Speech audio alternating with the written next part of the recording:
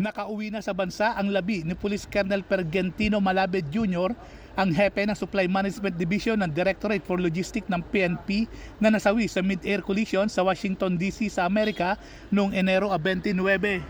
Pagdating sa cargo area, ginawaran si Malabed ng Foyer Honors ng ilang mga kasamahan sa Directorate for Logistics at mga kaklase nito sa PNPA Class of 1998. Dinala na rin sa Campo Crame pasado alas 10 ng umaga ang labi ni Malabed at ginawaran ng Arrival Honors. Magsasagawa rin ng programa ang PNP bilang pagkilala at pagbibigay pugay sa opisyal kung saan gagawaran siya ng medalya ng katapatan at medalya ng katangi-tanging gawa. Pansamantala namang ibuburol ang labi ni Malabed sa PNP Mortuary sa Campo Crame hanggang sa Lunes, Pebrero 24. Buhat sa Campo Crame, dadalhin ang labi ni Malabed sa kanyang huling hantungan sa Manila Memorial Park sa Santa Rosa City sa Laguna. Una nang tiniyak ng PNP na matatanggap ng pamilya ni Malabed ang mga kaukulang benepisyo kabilang ang accident death benefits na may kabuang halagang 2.6 million pesos. Ako si Edwin Balasa ng Abante Radio.